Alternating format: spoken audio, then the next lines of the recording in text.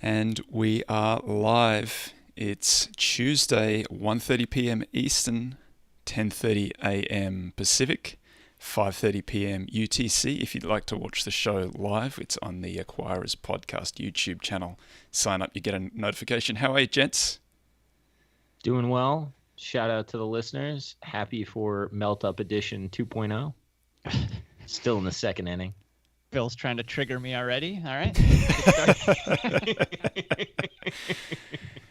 Bill's calling in from sunny Florida. He's got his Good Morning Vietnam James Montier shirt on. Yeah.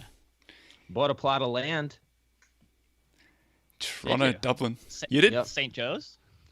No, not that plot. But we'll see. My wife and I were just talking this afternoon.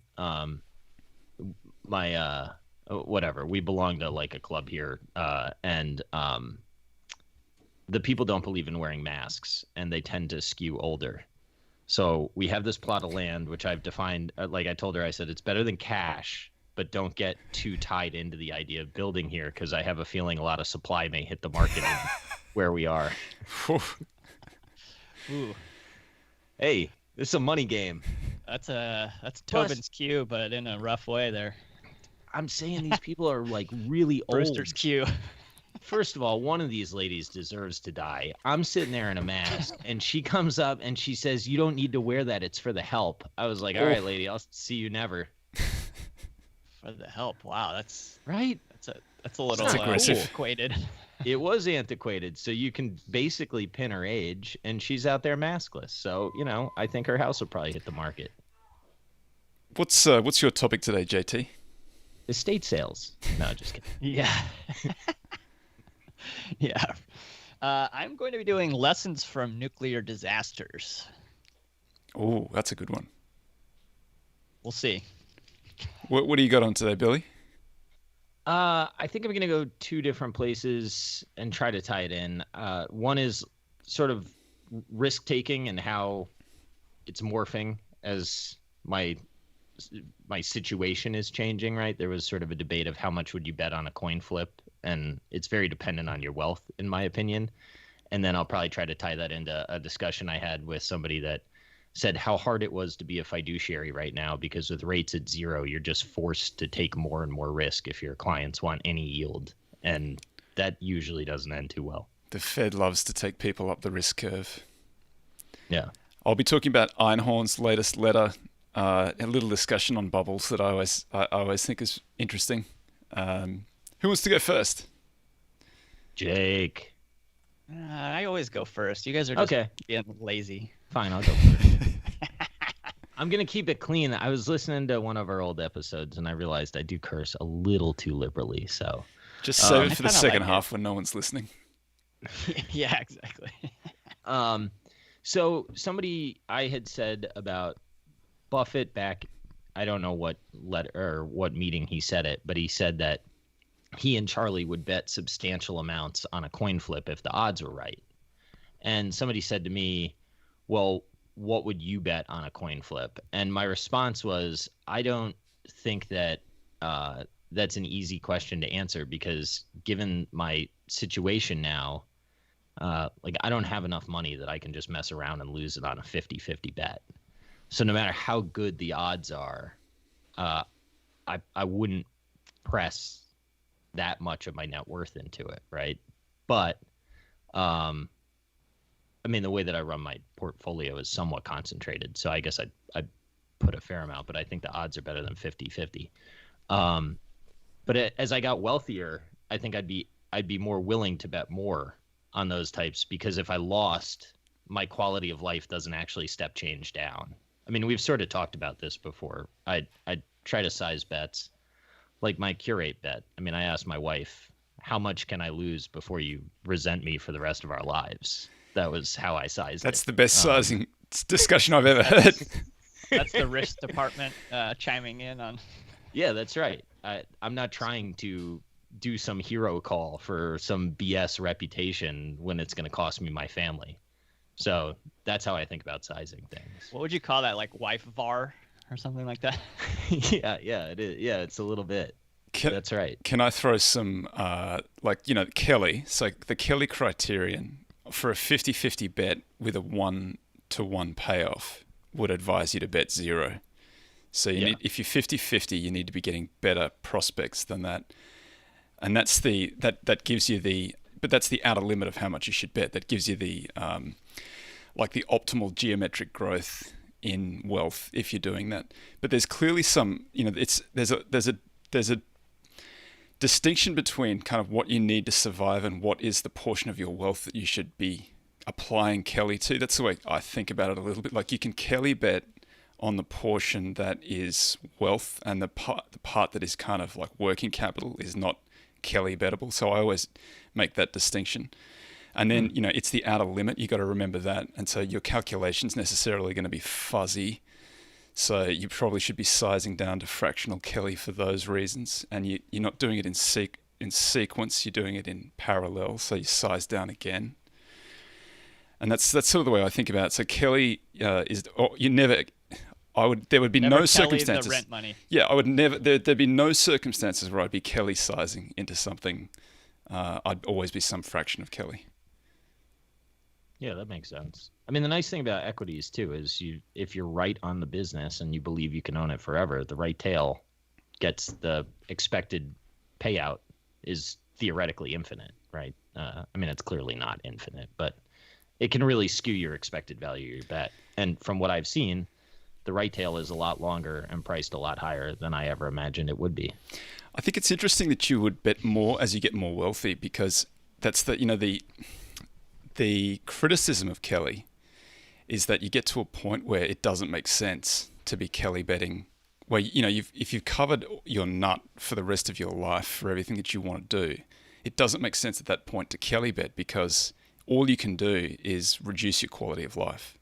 Do you know what I mean? If you win, then now that assumes that there isn't some step change level of wealth up there that maybe you're aspiring to. So you're saying you're going to Kelly bet to get the jet? Yes. Kelly bet to the jet. That's exactly right. Yeah, because I don't need a bigger house. All that a bigger house represents to me is more headaches. So I don't really want a nicer help car. has to wear masks. I do want a 69 Chevelle very badly. So, but other than that, I really don't. I'm not into the toys and stuff. I want a pretty simple life, but I would like to fly private.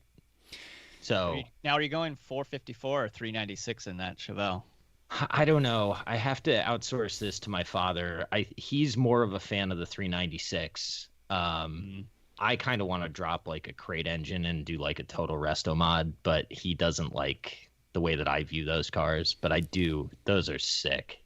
I mean, gray with black stripes or black with white stripes. Oh, I like the midnight blue with the white stripes myself for that one. Chevelle's are good looking. It's a good looking car, yeah. I kind of wonder sometimes, they've done this a little bit with the Challenger and the they kind of make it take that old body style and make it look better. I always just wonder, what the hell happened during the 80s? Where did we went so far off the rails? People are tuning in. People are tuning into this episode, just wondering what they've walked into here. It's because Ralph Nader happened. We're talking about resto modding cars. I wish that the Bronco came out and did a real legit remake of the Bronco, but they ended up doing something stupid with it. Same with the Defender. There's a lot of cool designs, but it seems like these companies these days don't want to win. What do you think about the new EV Hummer? I think it looks okay. I don't know. It's kind of weird to think of a Hummer as an EV, but feels a little un-American. Huh? It does, yeah. Which is kind of ironic since Tesla is American, and that part of it should definitely be celebrated. Anyway, the other part of what I was going to talk about. Let's talk about the private jets. No, I did find the conversation that I had was with somebody who manages money, right? And he just said that he's got these older clients that are approaching retirement. And how do you talk to a 60-year-old that has $1.5 million right now that they've really thought they'd be able to retire on, and they're looking at bond yields down here, and all of a sudden you're taking equity risk for yields. I was listening to Dalio talk to Ritholtz, and he says, well, there's no yield, so now you're looking at price appreciation as a substitute for yield. I mean, that's a scary game.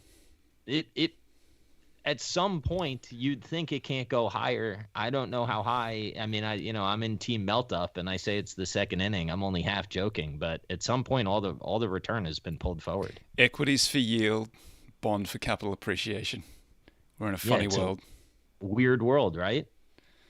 And if you don't like bonds for capital appreciation, you can just buy SAS, which is like a uber long duration growth bond. Same thing. With a little bit of dilution, but you just need the growth to outweigh the dilution, and you're winning. I got some tech and some deep value. Am I hedged? Yeah, you're pretty much barbelled, right? You got all the bases covered.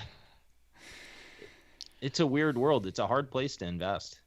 I think it's funny that you think about more wealth, meaning you're more likely to Kelly bet, because that criticism, I forget who wrote it now, the one-word paper, Samuelson or someone like that, who wrote the one syllable response to Kelly, where he said that no.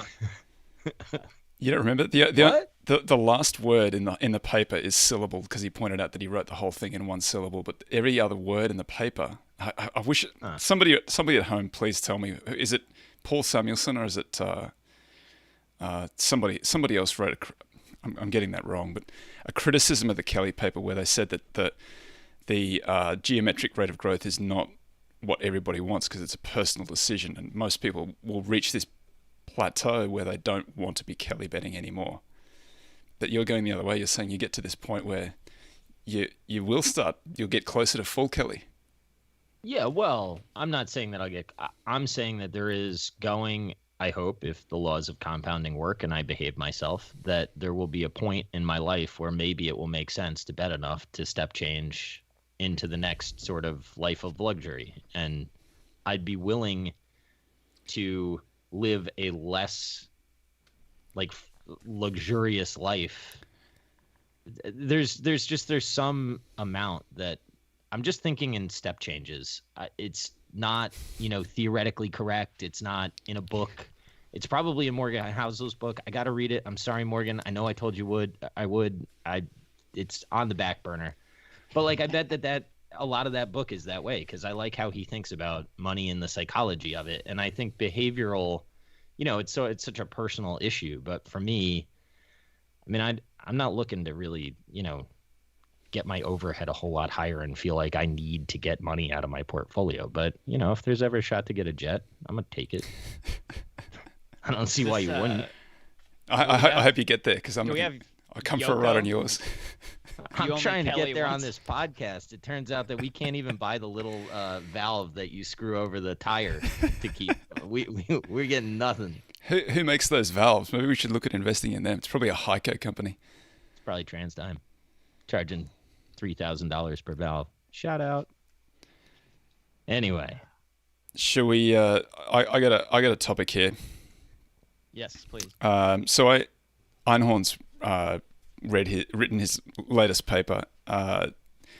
He says we're in the midst of a gigantic bubble, which, as a number of people have pointed out, just so that the name of that paper that I was talking about is Why We Should Not Make Mean Log of Wealth Big Through Years to Act Our Long, written in 1979 by Paul Samuelson. Confusing, but well, that's because it's actually harder to read with one. He's bent over backwards to write it with one syllable, but give the guy credit for actually getting it done.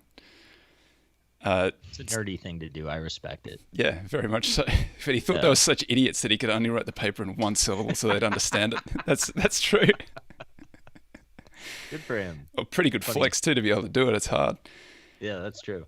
I read Einhorn's paper.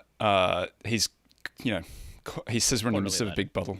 Yeah, sorry. He says we're in the midst of a big bubble. Folks have been pointing out that he's been saying that since 2014. By the way, do you think he writes these himself still, or do you think there's someone else writing them? Yeah, I don't know. It's signed Greenlight Capital. But that's what you do when you've got partners. You don't sign one person's name, you sign the partnership name. Wouldn't you write it? I'd want to write it. It's the voice of the firm. I'm just throwing it out there. I think he there. writes it. Okay. I'm amazed that Hussman was able to... Hussman now doesn't write it weekly. He writes it, I think it comes out monthly or quarterly or something like that. But he kept that weekly for a long time. Each one of those was like a dissertation. Yeah. I don't know how he did it. Yeah. I don't know. I just wanted to pull out one part of Einhorn's letter because I thought it was pretty interesting. It's something that I've discussed before, but he said on March 10, 2000, nobody knew that it was the top. Even by September 2000, it wasn't clear. There was no obvious event that marked the top. Only in hindsight do people try to backfit an explanation. And then he says, our working hypothesis, which might be disproven, is that September 2, 2020 was the top, and the bubble has already popped. That doesn't sound like second inning. That's because he doesn't listen to the right podcast, dummy. Come on, Dave. Holler at your boy. Inning 2. That's something that I have noticed before, that the bubble doesn't pop from the top. The bottom, there seems to be some sort of like sideways drift for about a year before you really get into the bear market portion of the bear market. And it is only in retrospect that people go back, so that there'll be some pullback, but then the market kind of rallies up again or just drifts sideways for a long period of time. And then you get the back half is where all of the... what do you think is happening there? Like, is it the psychology, like complacency? Like, I could imagine always what Grantham said, that there's always retail participation at the very end, right? And that's like one of the check boxes. Well, okay, so now what are they? They're there to make money very quickly, right? Like that's what sort of sucks them in. You just see prices going up like crazy, and you can't miss out, right? It's my chance to get rich quick. Well, if things kind of stop going up and they're just going sideways, like boredom sets in, and you don't have a fundamental reason for owning it other than it was going up before. I'm trying to get rich here. So maybe that's when you start punting it, and then the sell-off really starts to pick up steam. And I don't know. That's just my armchair quarterback. The technical analysts call it distribution. That's sideways drift, and they're like, that's the smart money selling to all of the dumb money on the... So you get a year of distribution as these guys get out. I don't know if that's true, and I don't know how anybody knows any of this stuff. I think that technical analysis is kind of the same as reading the gizzards of chickens and things like that. I don't think it's really predictive. Man. I've sort of morphed on technical analysis a little bit, and I don't know. You like the bearish Sharami? No, I'm not brushed up on my terms. Cup and handle, cup and saucer. I know. I know the cup and handle. I guess head and shoulders. Yeah. So Burr used Iron to Condor you. No, that's an option strategy, sir. Oh, yeah. Burr I think one of mine was a constellation too. Jesus, are you guys gonna let me talk? No. Go, dude. Go. I mean, Burr used it for a while. Buffett messed around with it for a while. 6 years, Ron. Yeah, there's in the late 1990s. No, I'm just kidding. I wonder if there's a way to improve some of. I mean, I don't know. I have a real tension in my head about it because it's like on one hand, you either believe in buying things cheap, and if they're cheap, they probably don't have momentum in their favor, and you're probably going to have to watch it go against you for a while. Is there some way to avoid some of like the big value traps with it? And I don't use it, but I'm more intrigued with it than I sort of dismissed it and walked away and called it hocus pocus. And now I'm sort of like, all right, I can kind of get it. I understand it as a tool. I don't understand it as a decision-making. The way I think about it is fundamental reason. The market is, at any given point in time, it's just where the marginal seller and the marginal buyer meet. And we kind of connect them together temporally, like we connect them together through time, and we get to see that there's some relationship between one trade and the next. But I don't think there really is any relationship from one trade to the next. I think that they're just kind of like, they're just random. It's literally a random walk. And as a value guy, the advantage that you have is that you have some idea of what this thing is worth that is distinct from the random walk that it follows on your screen. So if it randomly walks down to a price that gives you a big expected return, then you buy. And if it randomly walks up to a price that your expected return is now low enough that there are other better expected returns around again, you sell. But that's sort of... And then you get fired. And then you get fired. I sort of agree with that, but I don't agree with it because momentum is too proven for me to really believe that random walks are truly random. That's true. That's fair. So But wait, when I they say don't there's I a don't market disagree with what you're sell-off, saying. how does that work? Isn't there someone also buying on the other end of every market sell-off? Yeah, it's some poor market maker just Cash hoping on the his wife sidelines. doesn't leave him. Cash on the sidelines. I got to give credit to John Husband. I didn't understand. That made sense to me. That there are people who sit out there with cash waiting to buy, but as he points out, every time a trade goes through, there's a buyer and a seller. So there's no cash on the sidelines. It remains the same. Well, so the other thing that this guy that I talked to said, which makes a lot of sense. I mean, he manages like uber net worth, like high net worth people. He said a lot of the really rich clients that he has, they just said screw it, and they just went to cash. And they're like, I'm not getting anything in bonds. I'm not taking equity risk. And he said the cash balances are way, way bigger than he would typically advise. But at the same time, how's he going to tell him not to do it? But somebody's bought it, right? Well, yeah, I'm just saying generally, I think it's an interesting behavior that's going on. And I've seen it in my own account. Like in my brokerage account, I used to buy treasuries when there was any yield, and now I just don't really care. Point. Yeah. It's like, I'm not going to waste my time with this. I see what you're saying. So it's not a they've already sold out of their equities. It's just whether they buy treasuries or whether they just sit in cash. I see. Yeah. Yeah, that's right. There's just you want three bips on a CD. Yeah. Yeah, like it's not worth it. As far as the bubble goes, I guess that there's too much value for me to think that there's some like massive. But I guess in '99 you did have this dispersion, right, where the high flyers are the high sort of got like nuts. There's no way that all of these stocks are in a bubble.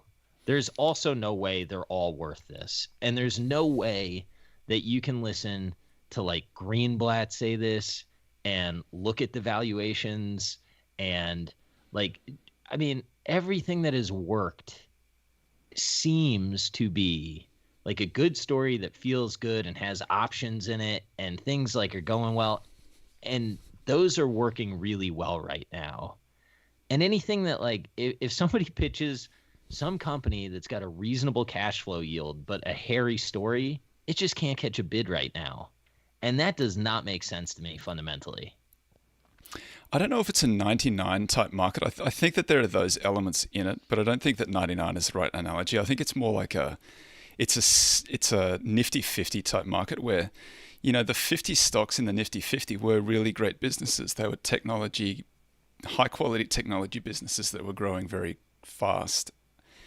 And the story that supported them was coherent and good. It's just that valuations got away from the Nifty 50, and that was what ultimately brought them back to earth. I think that something like that is going on now. Like, I do think that the companies that are... I think that the market has roughly got the rank order right, although I do think there is some 99 type behavior in that there are some companies that are not the fan mag or... Some of these smaller SaaS cannot be rank ordered correctly. That's right. That's where in the I middle think there is the issue. Froth is. That's right. But then I think I look today. So, you know, it's a good day for FAMG. It's a bad day for value. And I look at the FAMG stocks. They're like Google is transitioning to a value stock, because I saw that it didn't participate today, and like it trades with the value trash and not with the high flyers and the rest of the FAMG. Just think that's funny. You get a capital allocator in that thing and it would really scream. That's the shame of it. Well, I think they're doing it on purpose, aren't they? I don't know. Maybe. I mean, a little bit, but come on, guys. If everybody wakes up to the fact that three blokes control it. Enigma machine. Yeah. There'll be pitchforks, as Jake says. I guess. I don't know. Yeah, I think also too some of the difference in 99, I think, is, I mean, it was shocking to read that the bottom decile, I think it was, of cheapest in 99 had higher returns on equity than the top decile. Right. Yeah. So like there was a real quality to that cheap basket in 99 that I think made it much easier to pull the trigger and be in it relative to today, where now That's you're fair. like, There's kind some of an trade-offs. okay business, Yeah. pretty good price. Is this the hill that you want to go die on?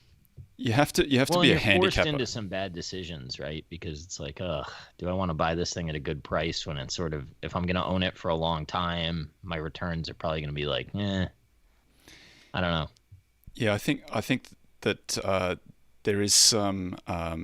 I've just completely lost my train of thought, so I got interrupted by the tweet. Ironically, I sort of disagree with Pabrai's conclusion that now is not the time to play the re-rating game. I actually think the re-rating game could get you pretty paid because some of them are too cheap.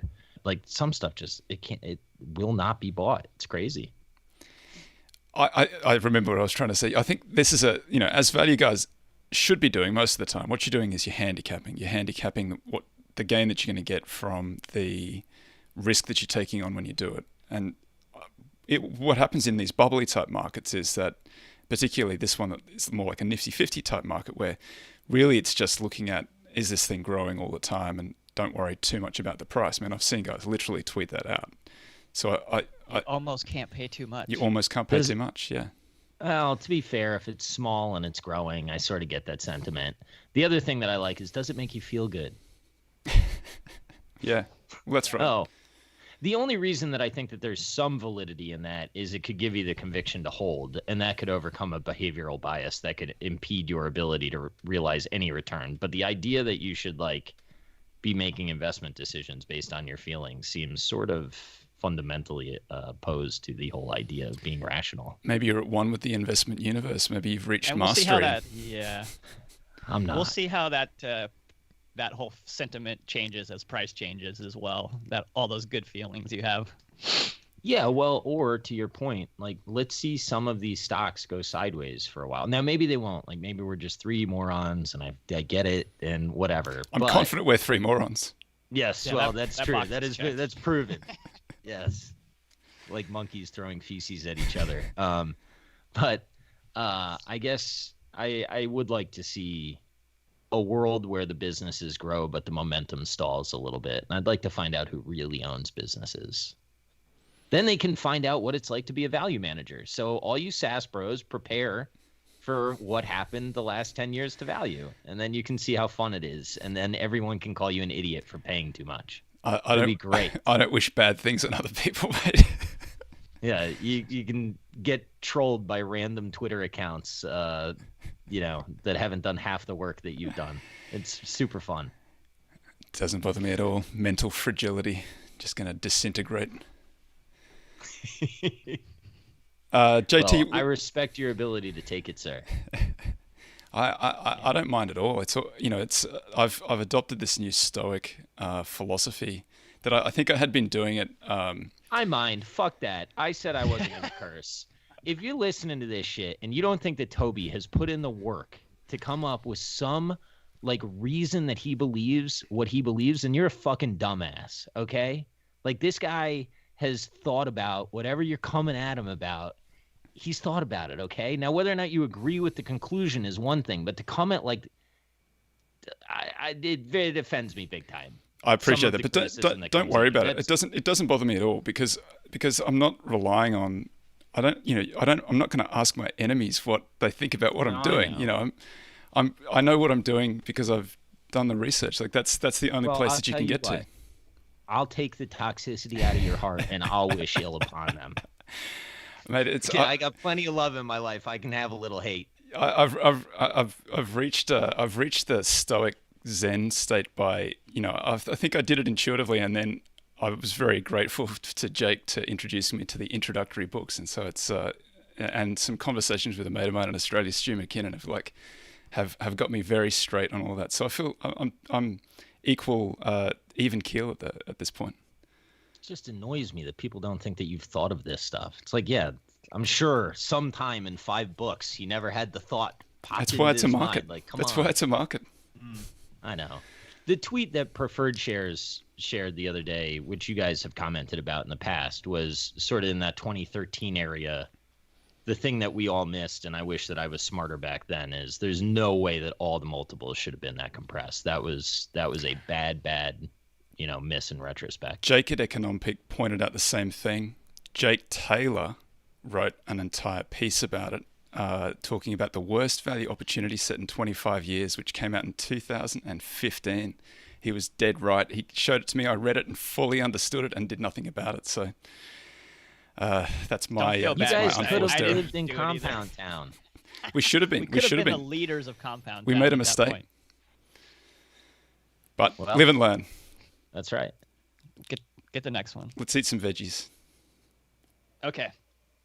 So this is lessons from nuclear disasters. And as you guys know, my background before was running the power grid. So I have a lot of fun doing these kind of little research projects. Feel like I'm bringing my worlds together. So this is based on a lot of it on this book, really good book called Meltdown. That's by Chris Clearfield and Andras Tilsik. I'm sure I'm saying that wrong. I apologize. And which came as a original book recommendation from Caffeinated Investor. So shout out to him for this. Thank you. So it's 19. Into the Jake tricks. The Jake tricks. Hey, he's back. Yep. Oh, sorry. What? Just from the date. Yeah. I didn't say anything after that. So it's 1979, That's Harrisburg, Pennsylvania, and this little thing called 3 Mile Island. You guys might have heard of it. So it started out as just a simple plumbing accident, nothing special about it. And it turned into a huge disaster, but the causes of it were very trivial. And there's no earthquake or an engineering mistake. It was a combination of small failures. So you had this little plumbing glitch. You had a failure of pumps to send water to the steam generator, which had an increase the pressure in the reactor, which then there's an opening of a pressure relief valve and it failed to close. And then there was a misleading indicator to the operators that there was the valve's position was stuck open. So it's like a sequence of, you need this very precise sequence of things to go wrong, but it is possible for all of those things to go. They're low probability events, but they all go wrong at the same time. That's right. So, all of that happened in the amount of time that it took me to read that. It was 13 seconds. Wow. Right. So, and in less than 10 minutes, all of the damage to the reactor core was already done. So, wow. The failure was driven by the connection between the pieces as much as the pieces themselves. And a cupful of non-radioactive water led to the release of 1,000 liters of radioactive coolant, which ended up, people ended up getting cancer. There's a whole long tail of problems from this. This researcher named Charles Perrow studied it, and he calls these like normal accidents. And what he means by that is that they are bound to happen because there are these little small things that are going to happen. And when we increase the coupling, the tightness of the coupling in our systems, we end up with a cascade of failures because of that, right? So the complexity increases the chances that it'll happen, and then the coupling increases the chances of cascading errors after that. And so he draws this little kind of axes. On one axis is like increasing complexity, and then the other way is tighter coupling. And up in the upper right-hand quadrant, where you have very tight coupling and high complexity, is where you have the biggest meltdowns. And Perrow said that the financial system exceeds the complexity of any nuclear plant that he's ever seen. Right? We have a very complex system that is increasing in complexity, along with a tighter and tighter coupled system. So really, what's difficult is that you can't see necessarily, you can't find all the problems just by thinking about them because of this complexity. There are interactions that are so weird in complex systems that you'll never be able to predict them. You can't predict the chain of errors that's going to happen because of the tight coupling, right? And so those two parameters, you get to thinking about how much are we courting this with just-in-time supply chains that increase a tighter and tighter coupling. We have, add the Internet of Things, where now everything is increasingly interconnected, which is a tighter coupling. Algos for everything, which I think adds a layer of complexity, because one of the things of transparency is a great antidote to complexity. When you can't actually see the system that you're looking at and get a status on it, it becomes much harder to diagnose problems, right? And so when everything is a black box and an algorithm, we don't know why it's doing anything. The world, we're just really increasing the complexity of everything in the world. Can I just real quick, Please. Just to take the devil's advocate part of that, there's an argument to be made that through a lot of these social media platforms or something, you're actually reducing the black box, right? And you're pulling back the curtain. Now, it's got its other problems, right? But I think that is what some people would say. So I figured I'd bring it up. Also, do you even Roik, bro? So I would say in that social media instance, perhaps you are in maybe adding transparency, which might reduce complexity, but you're also greatly increasing coupling, right? Like like systems are tied more and more, people are tied more and more together. Ideas can transmit faster through that network now. The groupthink of it scares me all, but that's a separate issue. Yeah, and I think one of the things too they found is that homogeneity, it will greatly increase coupling. So yeah, indexing, that makes sense. As a very homogeneous idea, increases the coupling of our markets. Dude, if indexing just ends up really bad, can we just all agree that something, I don't know how it went bad, but if everybody is just putting their money into a vehicle that buys stuff at higher and higher prices and no one is paying any attention, like if that ends up bad, it's not that unforeseeable somehow. But that'd be the best thing that happens to the market. That'll be the best thing that ever happens to us. Fundamental value, no, guys. it won't, dude, because the people will get destroyed. Let's go. I know that we'd be okay, part of it, yeah. But I'd feel bad for the people that were told this is the right thing to do, and then once again they feel screwed. Yeah, well, that's fair. So that's another thing is that trust in systems creates tighter coupling because people stop doing their own work and their own calculations, and they just trust that the system is doing what it's supposed to be doing. Yeah. So what's the app? Yeah, sorry. I do have some questions. We have another meltdown to go to. So Japan's northeast coast, and there's this tiny village called Aniyoshi, I believe, and in that village there's this stone tablet, and on it says, "Dwellings built on high ground will ensure the peace and happiness of our descendants. Remember the calamity of the great tsunami. Do not build homes below this point." And it's from the 1930s, and there are all along the coastline in different towns there are these like stone tablets basically in the ground that say don't build below this point. This was where the water came up to in 1870 or whatever it was, right? And of course, with time, people sort of forget about this. They haven't seen water there. And what do? They start building down in the lower areas, right? And they forget. They have to go relearn the lessons. But of course, 2011 and the Tohoku earthquake as a 9.0 earthquake off the coast of Japan creates a tsunami, and that leads to the Fukushima meltdown disaster. So what can we think about? Like, there's a lot of old lessons and sort of rules of thumb that we could consider the tablets or the stones put in the ground. So you think about somebody like Walter Schloss, like he would probably have a rule that said, like, I don't pay more than 10 times PE. And it doesn't matter what other good things are happening with this business, but I'm just never going to pay more than 10 times PE. He doesn't go down into the valley any lower than this point, right? And there's lots of time periods where everyone is, you built your house there and it's no problem and you're getting by with it, no problem. But then every once in a while, there's this long tail event that happens that will completely destroy your house if you don't pay attention to the longer term, the tough lessons that your ancestors learned and tried to warn you about.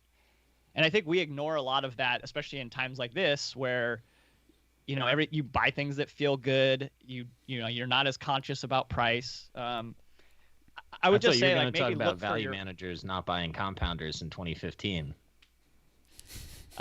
Sowing the 5 years of pain.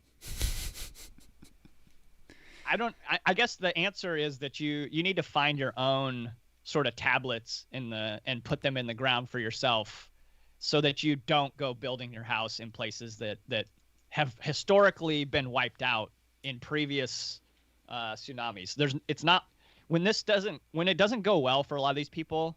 There's not going to be any. You could have seen it coming, right? Like that is the real answer. Like if you did enough little bit of work on history, you could see it coming. If you overpay for things, it typically eventually will not work out for you. So anyway, that's what I got for today. The people I worry about the most are the people that are coming into Twitter, seeing the accounts that have done really well and thinking that like that's the strategy that they should maybe adopt, without like I said, I actually think David Gardner's approach is pretty freaking smart. Like I get it. But you got to be him to implement it, and he implements it early. He doesn't implement it at the end. That's the part that I worry about some, people, but everybody's got to get a tuition somehow.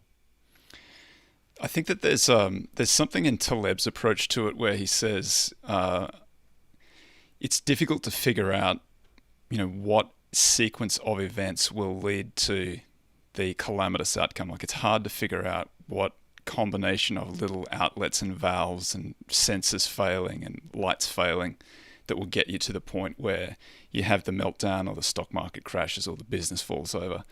But it's not hard to figure out that something is fragile, that it's vulnerable.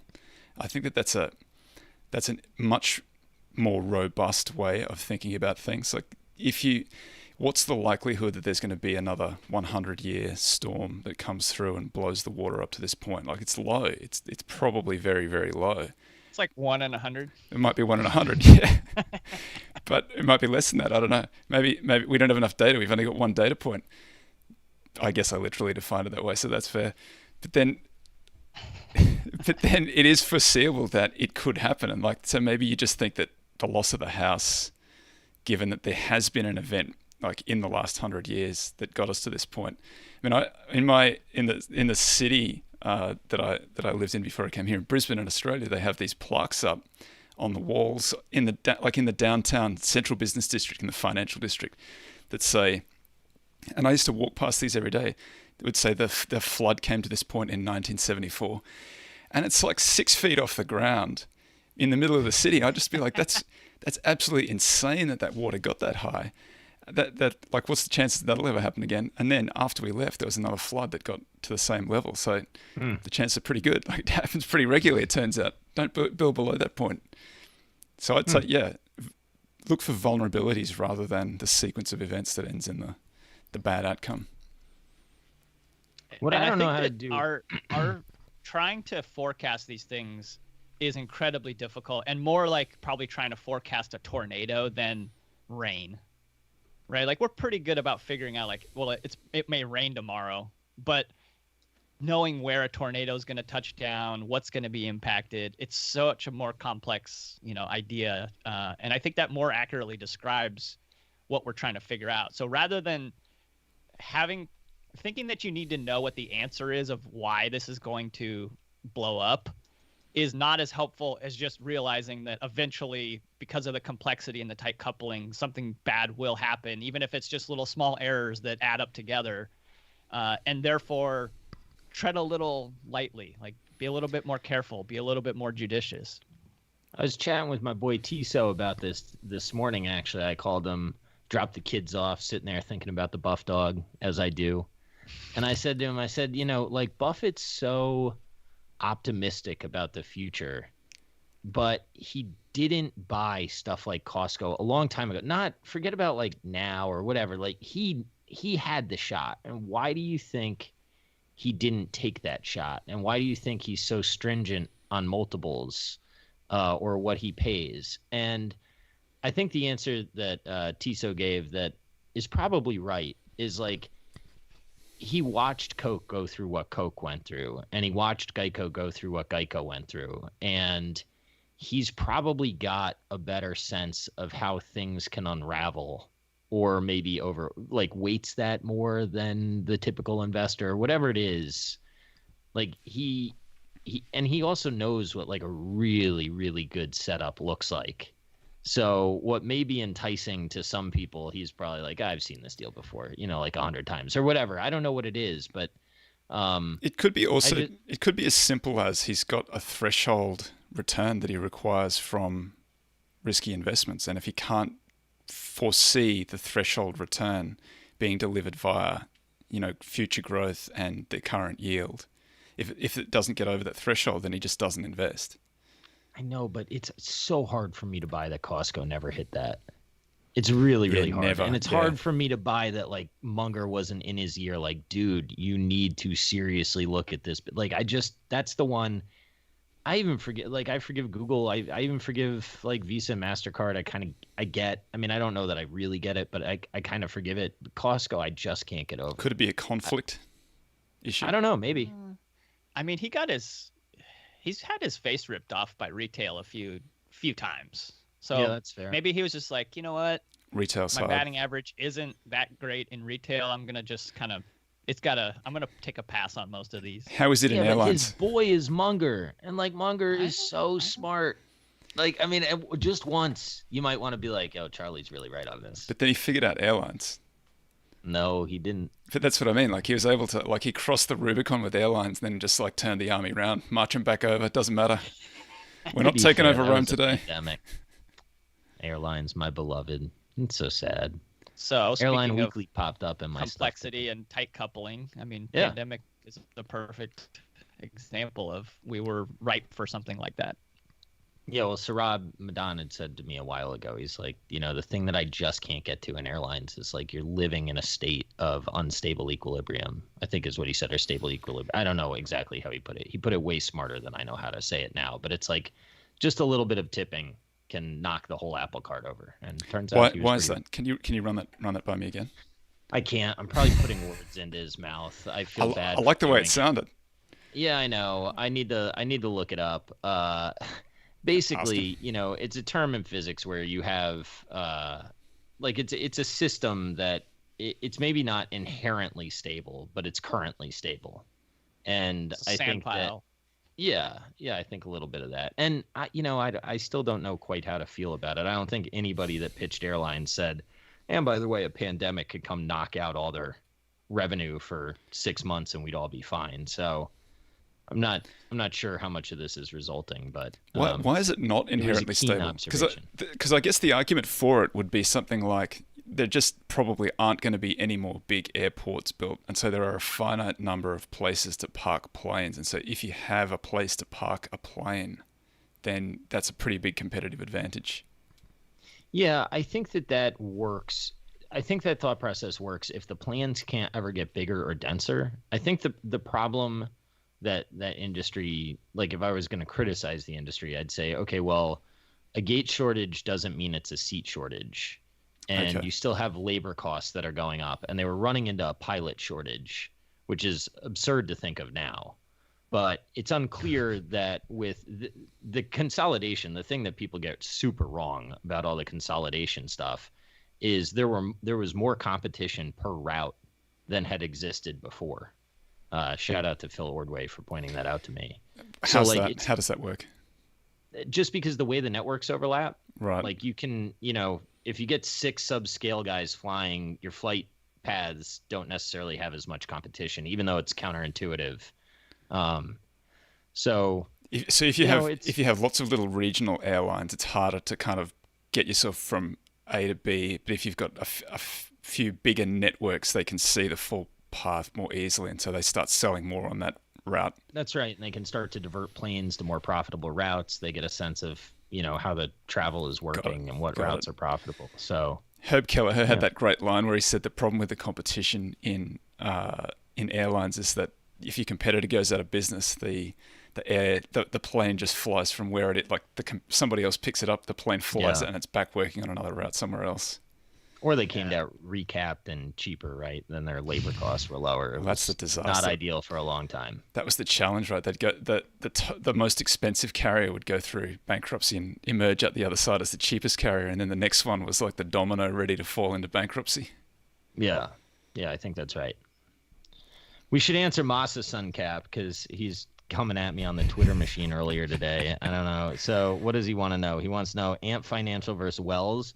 Ant probably does better. Like, why the hell would Wells catch a bid? I just think Wells is going to be a better organization in 5 years, and I don't think there's a huge downside. I have no idea what the downside in Ant is. It's probably zero. It's probably the best investment ever. I don't fucking know. What's Ant? Is that the? This is another curse word. Darn it.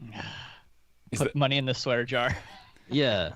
Well, I mean, it's got to be like Alibaba's financial arm. I have not done the work to know what what the possibility is. It's probably backed by the Chinese government or something. I have no idea. I don't know. So part of my ignorance on Ant Financial for now. I've had my focus elsewhere. As far as fiber versus cable goes, if I was building a network today, a greenfield network, I'd rather do it with fiber. What's the question? Fiber versus what? Just why doesn't like AT&T steal share with their fiber overbuilds from cable companies? And look, I think that it's something to be aware of. I think it's a legitimate risk to be aware of. I think cable companies have the consumer relationships today, and I think that AT&T and Verizon really messed up selling the MVNOs, right? Or yeah, I think that's the ability to sell a wireless plan for the cable companies, I think, was really letting the fox into the hen house, and I think it was a major strategic mistake. I don't fully understand the difference between the two. So what are they saying, that wireless as a competitor to They're fiber saying optic cable? Fiber overbuilders are a competitor to cable companies, right? So historically, like, cable has been a much better technology than DSL, right? So the question now is, if AT&T is going to build fiber to the home, why does AT&T not beat cable? I think some of the answer in my head is cable already has the scale. And you're not going to, you don't build out fiber and automatically hook up 60% of the homes. So now you have to be willing to advertise and eat that and grow into that. And it's possible. It's inevitable that fiber optic cable gets built out over coaxial twisted pair or whatever that other backhaul that they're using is. Whatever you're using, whatever technology you're running over coaxial, and that has been getting better, and that has helped it keep up. But fiber optic cable is so much better that it's inevitable that it has to be overbuilt over everything else. Maybe, I don't know. We'll see. You got Cable Labs coming out with 10G cable, more amplifiers, baby. Yeah, but the same thing. The technology improves also in the glass, and the glass is just you can stick more on it.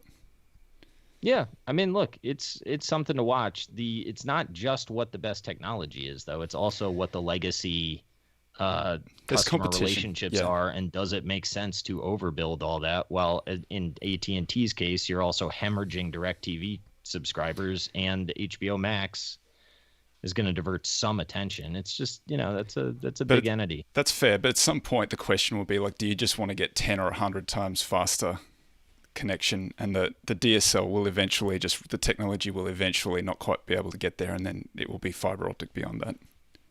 Yeah, I think what Malone's answer to this all is there's no reason that those two separate infrastructure plants need to exist, and someday wireless and cable are just going to merge. Well, wireless always needs backhaul, so yep. But you don't want to be relegated to just a backhauler. That's not a great business. Well, it could be. I mean, it's possible that that's the most profitable part in the network. Yeah. If you've only got backhaul, wireless needs backhaul. And so you could just say, guess what? We control all the backhaul. Price is going up. What are you going to do? I suspect that those aren't monopoly routes, but it's a monopoly route to my house. What about Tesla's Starlink? I see Samson Nakarobi has a question here. What about Starlink? Will Starlink wipe them all out? No. No, it's too hard. It's too hard you just can't get enough data through it. I mean, this is what I know about cable. Okay, this is what my absolute known. They have a lot of connections. It's not that easy to overbuild and steal a cable customer and to roll a truck out and to set people up to give them an 4-hour window that they're going to have to be where they have no perceived benefit in their entire life because their broadband's already working. And if you start to get into Starlink or 5G, if it's raining outside and my internet goes out, it's a non-starter. I couldn't even deal with DirecTV doing that. Forget about my internet. Especially after work from home. It's got to work. So I think the barrier is going to be really high to steal relationships from existing cable companies and probably fiber relationships. I'm not trying to trigger all the fiber bulls. I agree. It's a good technology. I'm just saying. Throw your questions in, and we'll take a look at them here. But Brett. like, I would never And then sign up ignore for them. I would never sign up for satellite internet ever. I mean, it makes sense if you're in some remote part of the world. If you're on a boat in the middle of the Caribbean, then get a satellite phone. Fiber. Get fiber to the boat. How far away is the fiber to the boat technology? Yeah, that's right. We're almost there. Well, what was that? There was some company that used to do satellites, and that was some of the Iridium? Yeah, Iridium. You got it. Yeah, that's where you need your boat stuff. I got a good one here. What cracks this market? Election with split House and Senate, Tesla fraud charges, big tech legislation. If I had to guess out of those three, Republican Senate and Democratic president, because Republicans will figure out they care about spending again. I'm going to go with D, none of the above. Didn't you listen to the whole segment on complexity and coupling and how you don't know where the errors are that are going to lead to the failure? Yeah, I have no idea. I don't even know if it will crack. Who knows? I was given three to choose from. Well, I don't think it will. Like, I don't know. The problem that I have with bubble talk is it implies that there's some crash coming. And I just don't know that I actually buy that. I just think that there are pockets of froth that are probably not going to get a lot of return in the future. I don't know how it happens from here to there. I do know that rates this low is probably going to cause a big problem sometime. Do you know, one thing that I watch is the 10-year, and I didn't look at it this morning, but it has been slowly creeping up. Like, it's coming off the absolute lowest base in like 2,000 years or something like that. So, it's still pretty low, but it has been creeping up slowly but surely. I forget where it was yesterday, but it might have been like 87 bips or something, which is ridiculous, I know. But is it interest rates? Oh, if rates go up? Yeah. Oh, we're fucked. That can't happen. Who's we? Everyone. Yeah, the government. Imagine what would happen if rates went up. Well, if the federal rates government's actually gone. went up in a relatively quick amount of time, I mean, who can service their debt then? And then good luck on the wealth effect. Yeah. I mean, I think we're all sort of really long rates, right? Do we get maybe not, but do we get one more of these in before the election? Is this our last chance before the election?